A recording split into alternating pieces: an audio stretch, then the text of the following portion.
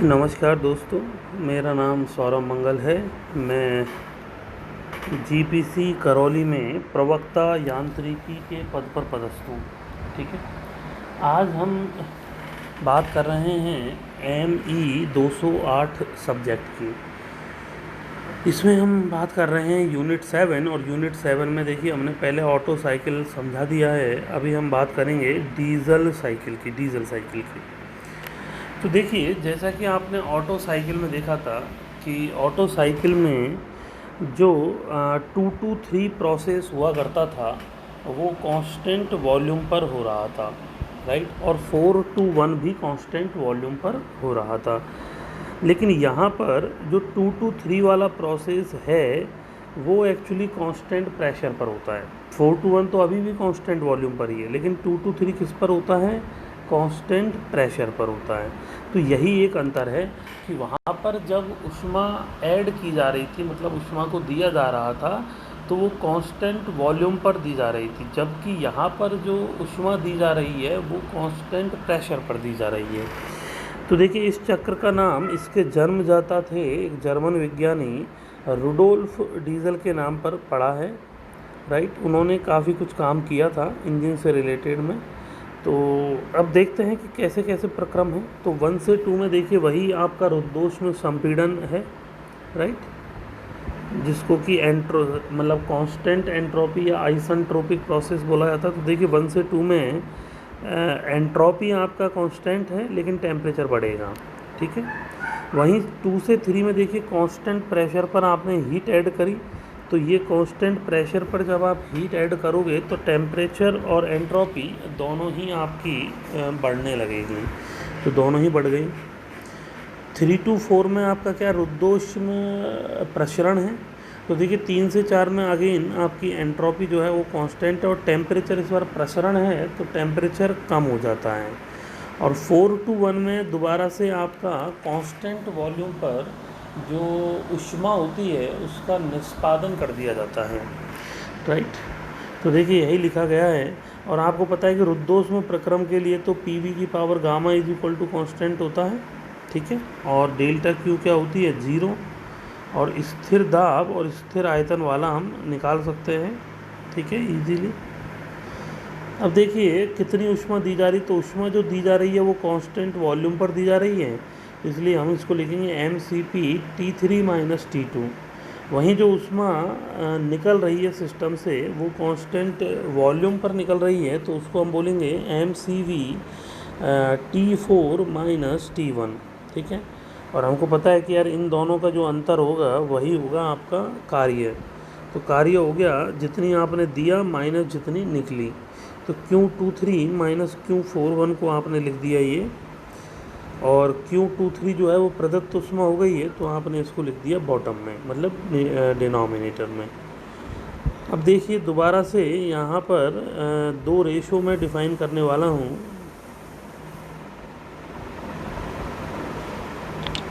देखिए एक तो आपका रेशो हो गया है ये,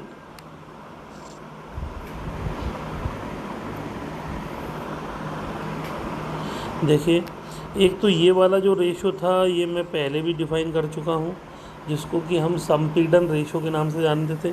तो यहाँ पर देखिए 2 से 3 में तो अब कोई जो है ना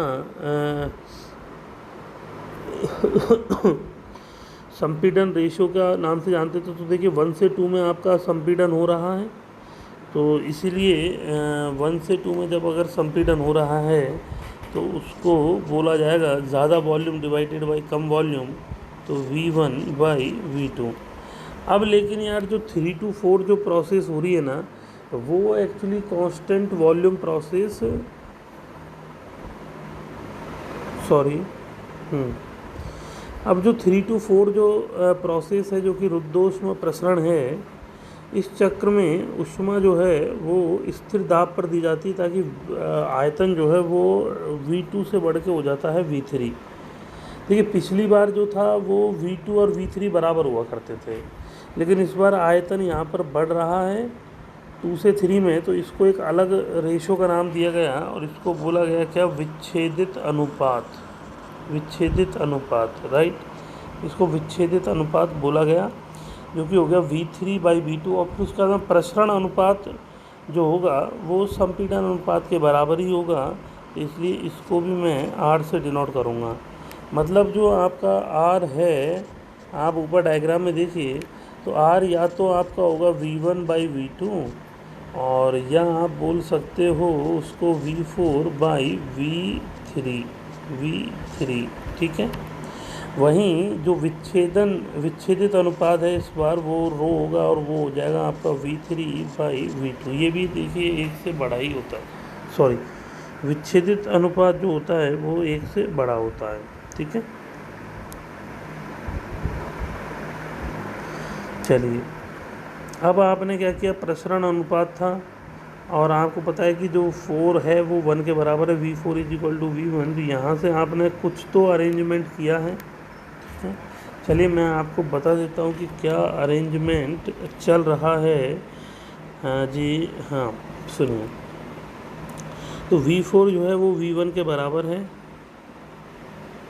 तो आपने V4/V1 रखा, तो ये प्रसरण अनुपात जो था वो V4 जो V3 हुआ करता था वो हो गया V1/V3।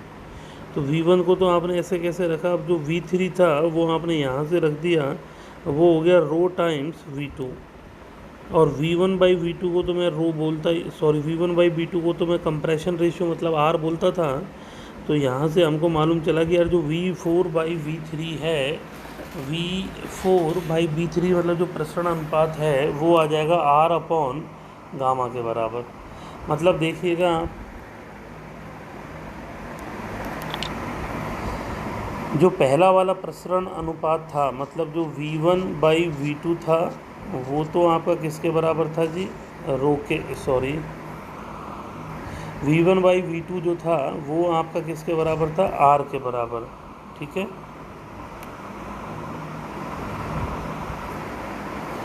फिर इसी प्रकार से आपका एक विच्छेदित अनुपात लिया गया जो कि रो हो गया V3/V4 के बराबर, ठीक है, सॉरी, V3/V2 के बराबर हो गया। फिर यहाँ पर से जो प्रसरण अनुपात था वो हो गया V4/V3 के बराबर, जिसको हमने जब निकाला तो हमको मालूम चला कि ये रो/गामा के बराबर है, ठीक है। तो ये आपका आ गया। अब देखिएगा, अब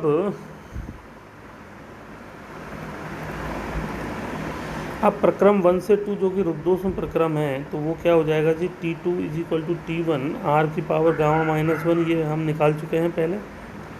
तो इसको मैं लिख सकता हूँ P2 = P1 R⁻⁻, भी लिख सकता हूँ।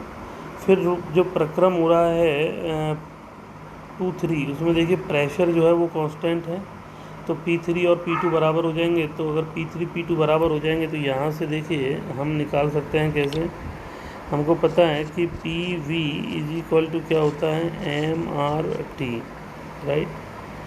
तो अगर मैं इसको लगाता हूँ 2 से 3 के लिए, तो ये हो जाएगा P2V2/P3V3 = T2/T3।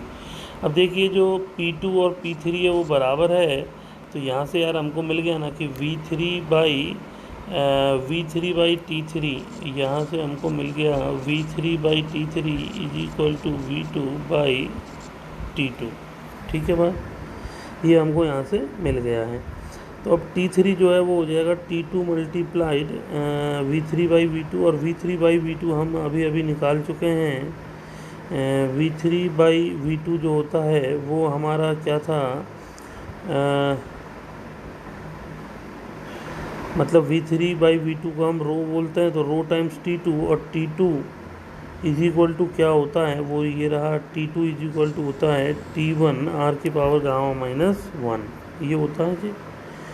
तो यहाँ से हमने जो T4 था वो हो गया अपना, प्रक्रम 3 से 4 के लिए भी हमने T4 = T1 R⁻⁻ निकाल दिया, और 2 से 3 के लिए निकल गया T3 = T1 R⁻⁻